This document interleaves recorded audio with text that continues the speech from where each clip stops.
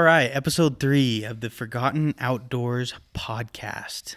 Welcome. If you are tuning in for your first time, we are excited to have you here, and we hope that you will benefit from the conversation that we're going to have today. Today, we are talking about different hunting tactics. Ben, do you want to just kind of summarize what we mean by that? Yeah, so I think we might call this is not an official title yet, but we were talking about like approaching the unapproachable, like how do you go out into the wilderness and even try to get on animals and get close enough and in a position where you could pull the trigger or release an arrow and actually harvest an animal. So, I mean, there's so many different tactics, and I think a lot of it kind of depends on your terrain that you're in. It depends on what weapon you're using, kind of your gear. I think that dictates it a lot. And probably, honestly, for those of you that have hunted, probably how you grew up hunting, Yes. like probably what your dad or your grandpa did.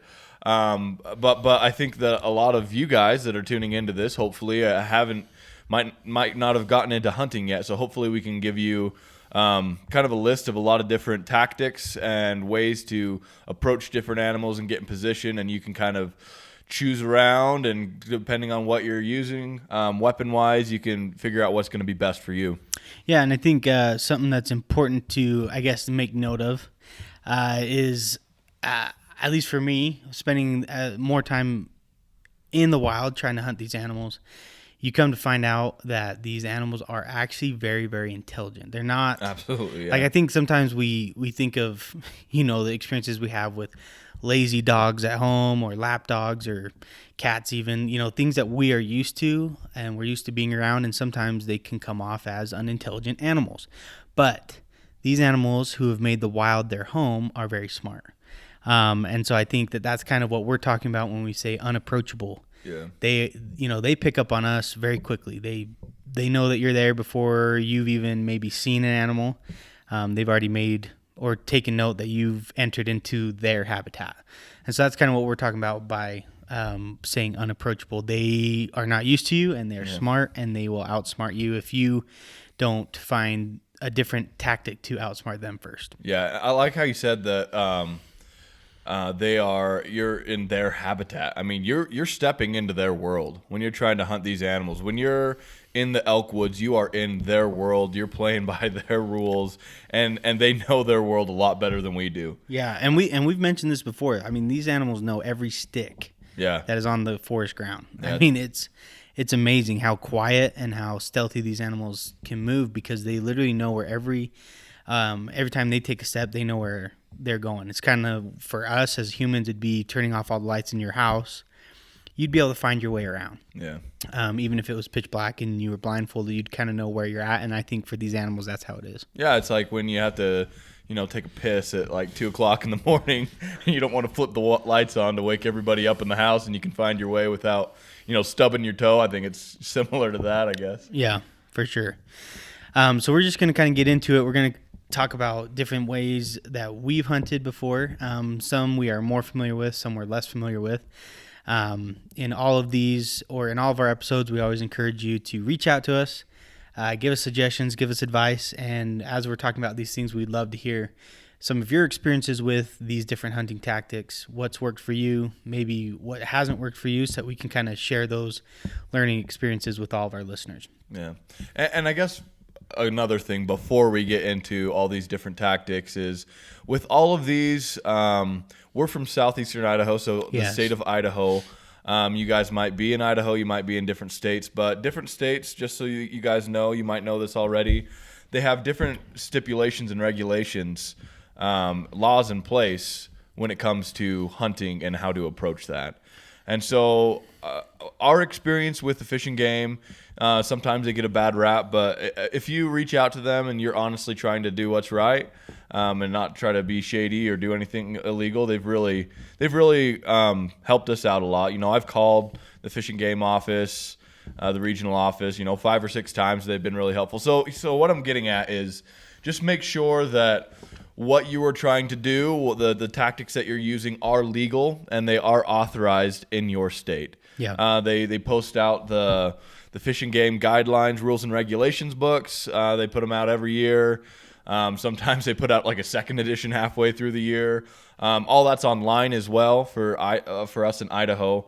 But yeah, you can always give a phone call and just make sure that you're doing this legally. We don't want to tell you that you can bait bears and then in your state you can't actually bait bears in, because some states you can't, and we don't want you to get in trouble. We want everybody to be law-abiding citizens, because when we're out in the woods, we're doing the very best that we can to play by the rules and play completely legally. Right. Yeah, so with that, we're going to just kind of jump in to the first tactic that we wanted to talk about, which is spot and stock. So I feel like spot and stock is very common. If you've hunted, you know what this is. Essentially what you're doing is you're spending a lot of time glassing, you're spending a lot of time behind some binoculars or behind a spotting scope, and you are looking for these animals up in the mountains, and once you've located them, then the stalk begins, where you are trying to get in close enough to, if you're with a rifle, if you're wanting to get within a certain range that you're comfortable to pull the trigger. And obviously with a bow, you're having to get in much, much closer. And so spot and stock for me is something that I've used fairly often. It's not the only way that I hunt, but I feel like spot and stock is kind of part of every hunt, no matter what. Yeah, that's kind of like the bread and butter, in my opinion. I mean, so even if you are, let's say, what people call road hunting, that gets a really bad rap, driving around, and you see some animals 2 miles away, you're going to use this spot and stock method to go and get those animals killed. You're still getting out of the truck. Yeah, you're still getting out of the truck. So, yeah, spot and stock is kind of the bread and butter. That's what, I definitely do the most of. You're on your feet a lot. It's a lot of hiking. You're looking for a lot of sign, looking for tracks, looking for, scat for those that don't like other words. Yeah, that's the official term. But yeah, you're looking for sign. You're getting up on a lot of ridges, glassing. Glassing, for those of you that might not know, is sitting behind glass. So binoculars, spotting scopes, and you're looking at pockets of trees, hillsides, seeing any kind of movement. A lot of times it's early mornings, late at nights. That's when animals are moving around out into the open. Usually you get into the noon hours of the day when the sun's kind of high, and not very often will you see big game animals, elk, deer, those kind of critters. You won't often see them walking around in the open. Yeah. That's usually early morning. They're kind of moving back to where they're going to go bed down, and late at night they're coming out to feed. So those are the times that you're going to kind of want to get up in some good positions. Honestly, for us, when we usually go out and we kind of use this method, we hike up when it's freaking the butt crack of dawn. It's black. It's before hunting hours, and we want to be in position, I don't know, usually 30 minutes before legal hunting hours, so that we're sitting there, we're quiet, we let the world settle. And then, 30 minutes to an hour later, legal hunting hours, which in Idaho is 30 minutes before sunrise, pops up. And that's what we've had the most luck with, and me personally have had the most luck with. For sure, yeah. So I guess just, quick story for me. So Ben kind of mentioned how when you're road hunting, oftentimes that leads to a spot and stock. This last year, I went on an elk hunt. Ben actually came out with me one day, but it was a completely new unit, totally new area, never been there. I drew an elk tag, and so... Can I cut in? Yeah, quick? For sure. So for our listeners that don't know what drawing a tag is, I know this might be really basic for some of you guys, but I know that a couple years ago I didn't really understand this concept. So there's over-the-counter tags, general tags that anyone can go buy if you have a hunting license.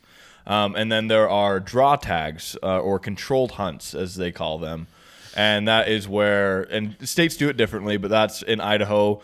It's essentially a lottery. It's a lottery. You put in for a drawing, you pay like $5-6, whatever it is, and your name kind of goes into a hat.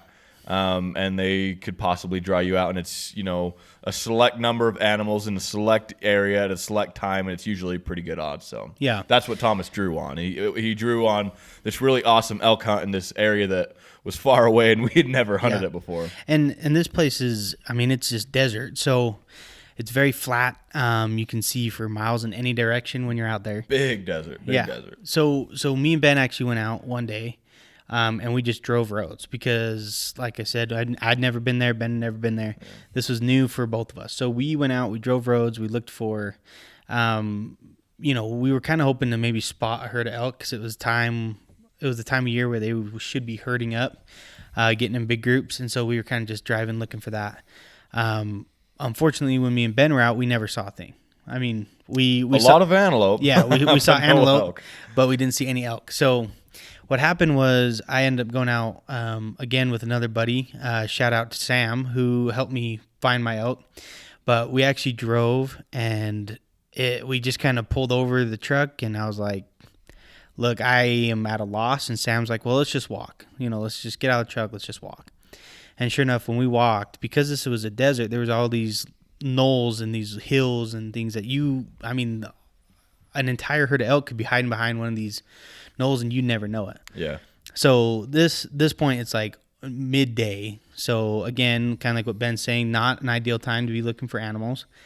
But we go over this knoll, and sure enough, there was a big old herd of elk, and they're just bedded down. They're basically taking it easy because it's hot, and they're trying to stay cool. So Sam spots this herd. And then end up putting on like a 3.5 hour stalk. So that's what we're talking about when we say spot and stalk is, we found the animals, but then getting close enough to shoot them. And mind you, I was even using a rifle.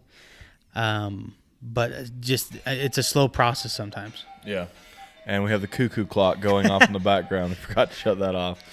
Yeah, and so like it really depends on, what weapon you're using. So for like a rifle for Thomas, and it depends on how confident you are. You're probably trying to get, a couple hundred yards within probably 300 yards for a good, sure, confident, solid shot. Yeah. And with a bow, archery, you're trying to close that in within probably 40 yards for a good, confident shot for most people. And so, yeah, that's the trick. You spot them out there, and it's like, all right, how am I going to try to sneak up on these animals, put that stock on them, so that I'm in a position to kill them? And you have to take into account so many different things. So you have to take into account sound, the noise you're going to make, crunching on sticks and grass and all that stuff. You have to take into account what's the wind doing. Like is the wind at your back blowing towards these animals? Because if you are, turn around and go home because, they're going to smell you and they're going to bust out of there. And so, yeah, and line of sight, if they can see you, you need some kind of cover.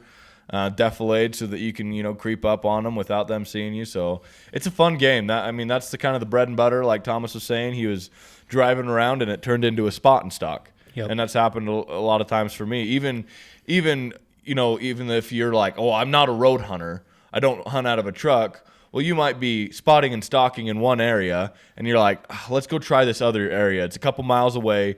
You hop on the four-wheeler, you hop in the truck, and on your way, you see some animals in your unit. It's like, all right, now it's game on. Let's spot and stalk from here. Yeah, for sure. And I think just kind of transitioning into our next tactic we want to talk about, I think when, Ben's talking about archery hunting, having to get so close, sometimes it's just better not to even take a spot and stalk route. Sometimes, talking about our next tactic, it's better to just tree stand hunt. Mm-hmm.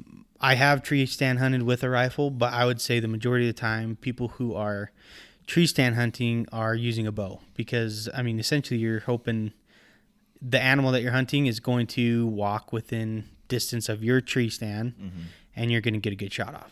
Yeah. Yeah, I'd say that's probably pretty accurate. In this area, I would say, most people that are using tree stands to hunt are using, bows. And I guess, I don't know, I guess that depends on the animal as well.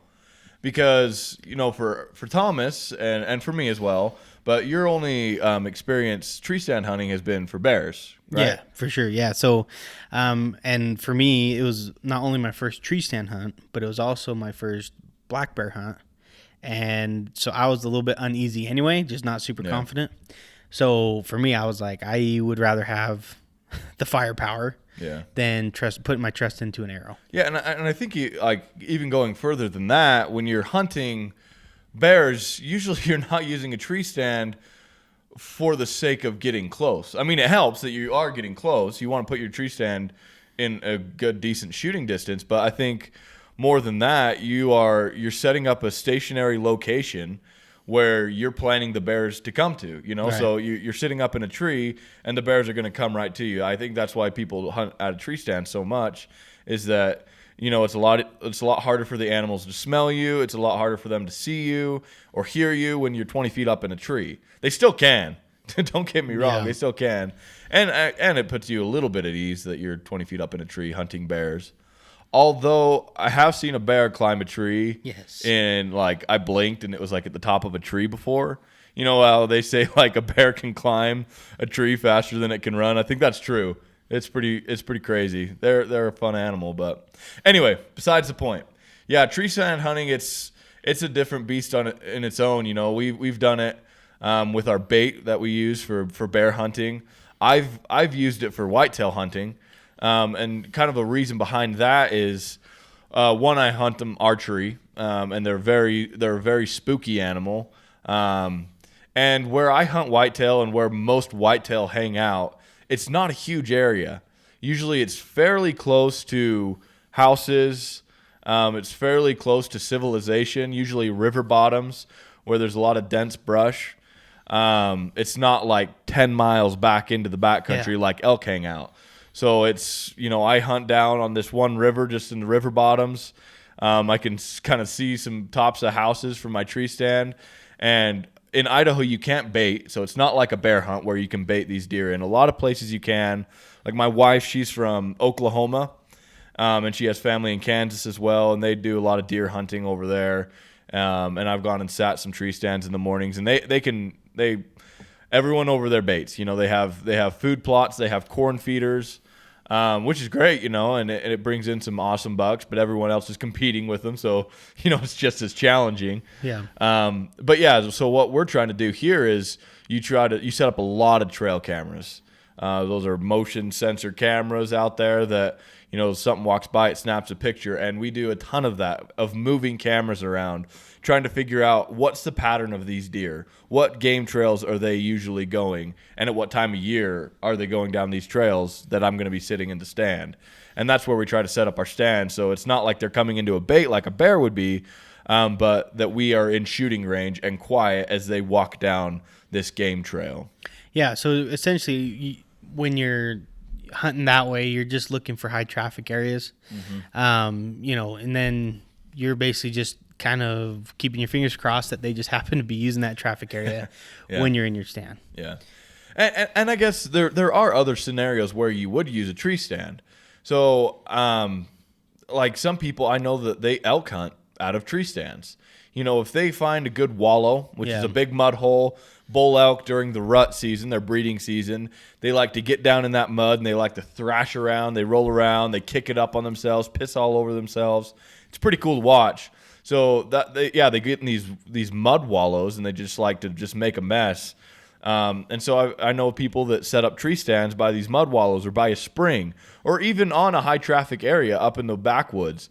I've known people that, and I've done this before too, that have a tree stand up in some high country and they sit up there and during the rut for elk, they bugle. They'll sit up there and they'll bugle elk in to them. And that's a tactic that works as well. So yeah, tree stands are another way to get yourself in a position to shoot some big game. And it kind of goes hand in hand with another tactic that people use, and that's the blinds. So you kind of have some different kinds of blinds, and it's very similar to tree stand hunting. You're just on the ground. So you have natural blinds where I know I've used a lot while I'm spotting and stalking, and you see an animal moving towards you. You grab a natural blind, so you hide behind some rocks or you hide behind a bush or kind of in a little pocket of brambles or something like that where the ground and nature itself is kind of creating a blind. It's blocking you. It's that defilade. It's blocking you from view of the animal that's coming by. Yeah, and I think, for me, I've outside of what Ben just described, I don't really use blinds. Mm-hmm. I know that I've watched a lot of videos on YouTube. I've watched a lot of other hunters use the pop-up blinds. That's basically just like if you've ever ice fished, it's basically it's a little tent. Yeah, it's like a fishing tent, but you pull it open and then you're just sitting there. There's little windows where you can put your rifle out or your bow out, and you're just kind of, again, like Ben said, it's similar to the tree stand. You're just hoping that these animals use these high traffic areas that, you happen to put your pop-up tent next to, and then hopefully you're able to harvest the animal from there. Yeah. They're a great option. I haven't used them a ton, but I have used them. So certain areas, let's say we're on a whitetail hunt. Certain areas, you have these high traffic areas where you're like, man, I want a tree stand right there, but there's no trees big enough or tall enough or clear enough that I can set up a tree stand. You can throw up a blind, at a water hole or on a high traffic area. I've seen people, which I haven't done yet. I haven't antelope hunted yet. Thomas and we put in this year. So the draw tag that we're talking about, controlled hunt, we put in for a antelope hunt this year. So cross your fingers for us. In probably 2 weeks, we'll be able to see results and see if we drew on that. But anyways, yeah, I've seen people that set up these pop-up blinds, these little tents, camouflage tents out on these water holes. Yeah, and they sit in there and wait for animals to come in. So I've sat in them a couple times. I don't personally own one, but I have another buddy that I hunt with, and he has one. And they're sweet, yeah. The kind of some of the downfalls or the cons to those is compared to a tree stand, you're more likely to be heard or smelled because you're not 20 feet up in a tree. You do usually have to set them up kind of beforehand in my experience. I feel like if you set them up for a couple days, those animals are going to be kind of weary. Even though it's camouflage and everything, they're going to notice something is new sitting there. And so it kind of gives them you kind of need to give them a little time to get used to that. And I think that's kind of the same with tree stands as well. For sure. And another thing too, before we move on is kind of daylight hours too are a little hard in a blind because you are sitting in a tent. The sun, once that sun starts going down, even though you might be able to hunt 30 minutes after sunset, you're only going to probably get about 10 minutes after sunset, and you're like, yeah, I can't see a thing. Yeah. We're going to call it. Yeah, so I think noise is actually a really good thing for us to cover too, because so Ben's talking about being in a blind on the ground. These animals have potentially a better chance of hearing you just because you're on the same level as them, and so they're going to be able to hear you. But my experience with bear hunting in a tree stand, it was kind of interesting. Like I mentioned before, it was my first time hunting out of a tree stand. It was my first time hunting black bears, and so for me, I really was kind of nervous. Like I was kind of jumpy my first time going. Well, yeah, it's kind of like, especially your first time, it's kind of a intimidating thing to be hunting an animal that could be hunting you. Right. Well, and that's the thing is, like, honestly, up until that point, my experience with bears was reading news articles about grizzly bears attacking hunters in Island Park, which is like an hour from where we live. So for me, that's the image I had for bears is, okay, these things attack humans.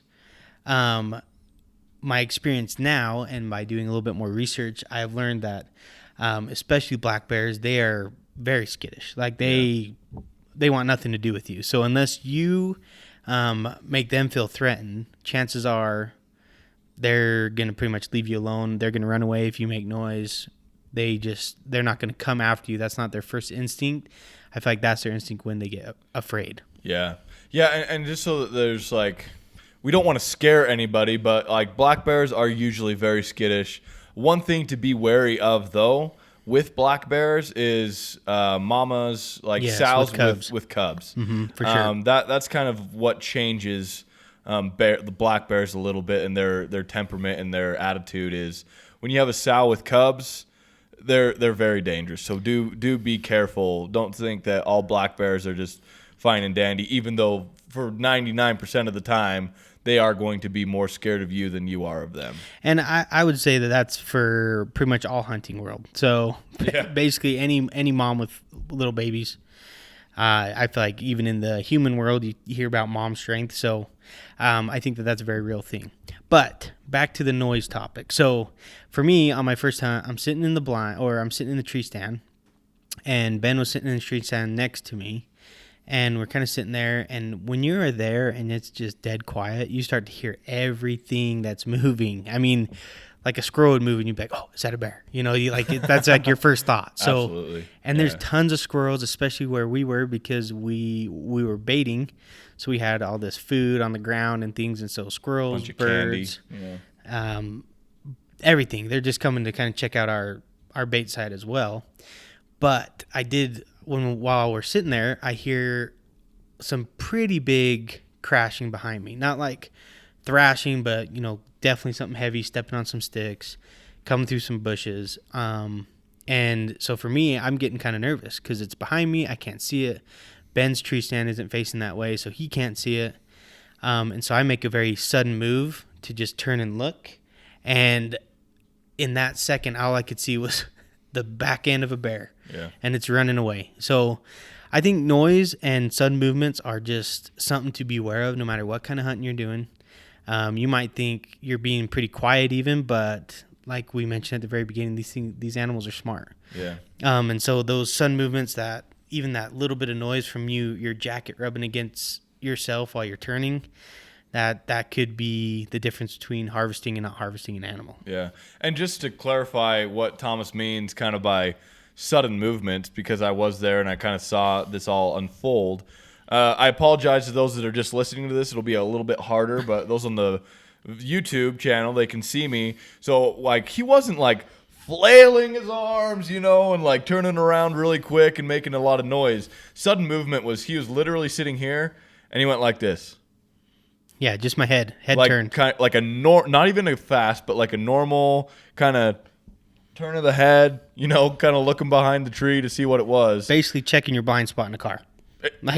Exactly. Yeah. For those that are listening, that's literally what he did. Yeah, but it sent the bear running. Yeah, and it was gone, and we never saw that bear again. No, at least not in person. We caught a bunch of trail cam pics that we kind of assumed was the bear. Yeah, it's a big bear. Yeah, and it was a nice sized bear, and because of my inexperience and being it my first time, I kind of made a very rookie mistake making that sudden movement, and so we kind of lost out on the opportunity. But it was a great learning experience for me. I learned a ton from that. Yeah. And I love tree stand hunting. I think it's a great time. Yeah. It's like you're fighting human nature when you are sitting there for 4 hours at a time. Sometimes. And you're like, you just hear squirrel after squirrel, and then you hear something that's like, oh, I think that's an animal. That's bigger. And an animal that could kill me. And it's right behind me. And the sun set about 10 minutes ago. I mean, it's almost every instinct in your body to turn around and see what the hell's moving behind you, Yeah. So you kind of have to fight that. And I learned that a lot with, whitetail hunting as well, because they're such a skittish animal that, man, if you hear something like that, you hear a stick snap, it's almost just best to just look forward. Yeah, don't even look, because you're not going to shoot behind the tree anyways. You're not going to get a clear shot anyway. So as hard as it is sometimes, and I won't lie, sometimes I try to, like, out of my peripherals kind of sneak a look, but yeah.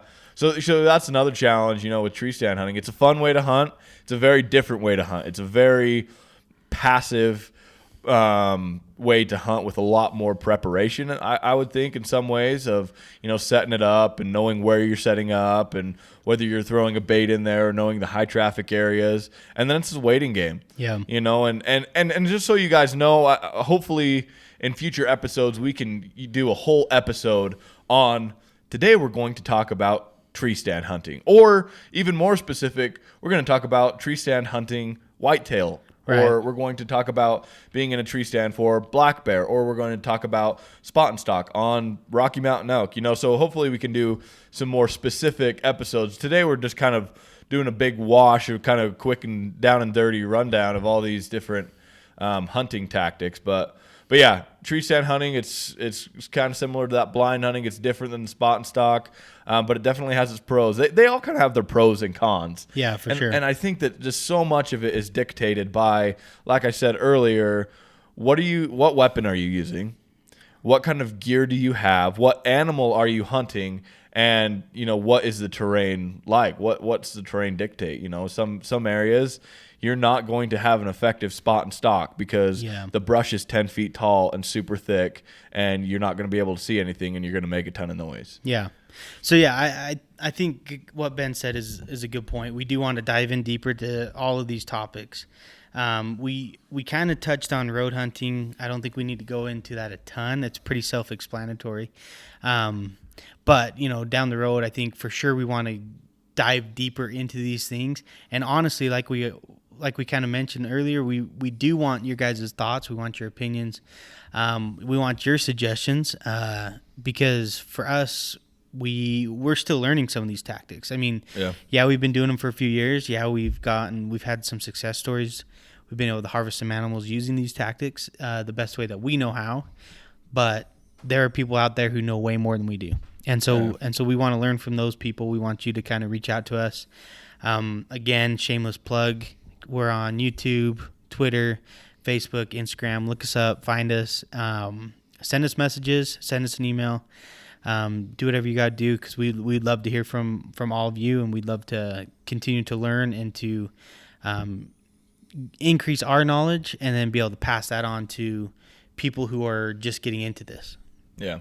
And before we kind of wrap up this episode, because I think we're kind of coming to the end of this one, I just kind of want to clarify that a lot of these tactics are pretty much for big game. They're kind of big game tactics. So we're talking, antelope, elk, deer, muley, whitetails, bears, those kind of animals. We're not even touching into a lot of the bird type hunting. Yeah. There's waterfowl hunting where it's kind of like blind hunting. You set decoys. That's a different animal. There's upland bird hunting where you're beating brush and having bird dogs run out in front of you. So this isn't the only way to hunt. This is the major tactics used in most big game hunting, at least in the area and that we're familiar with. And what we're familiar with. So just so that clarification. Now that we're coming to the end, Thomas said, hit us up, let us know questions. We'll say it a million times, we're not the experts, guys. That's not discrediting the knowledge that we do have, because we do have some experience and we have had some success, some really good success. We've learned a lot, and we want to share that with you guys, but we have lots to learn still. Everybody does.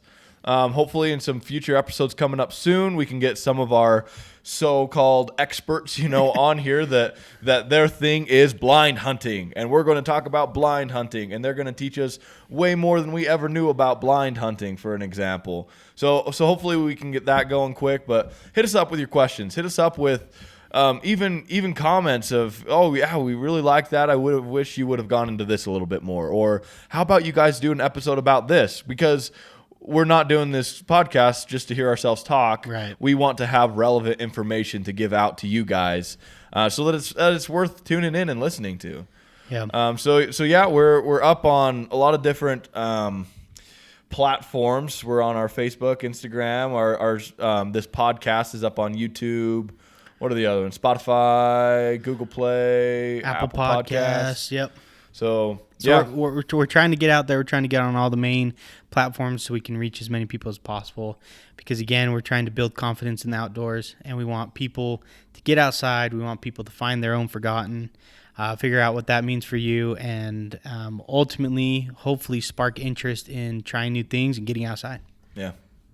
And if you couldn't tell, like the last 5 minutes of that, we've really been spinning the wheels, dragging it on, and we still haven't figured out a way to wrap these up. And you know what? You know what, Tom? We just might not. We might not find out a good way, and you're just going to be like surprised of every time of how we That's what's going to keep you listening to the end. That's right. Is to listen to how we wrap it up. How stupid are these guys going to be today? How long are they going to drag me out before they finally give that stupid freaking clap? And with that, thank you for tuning in.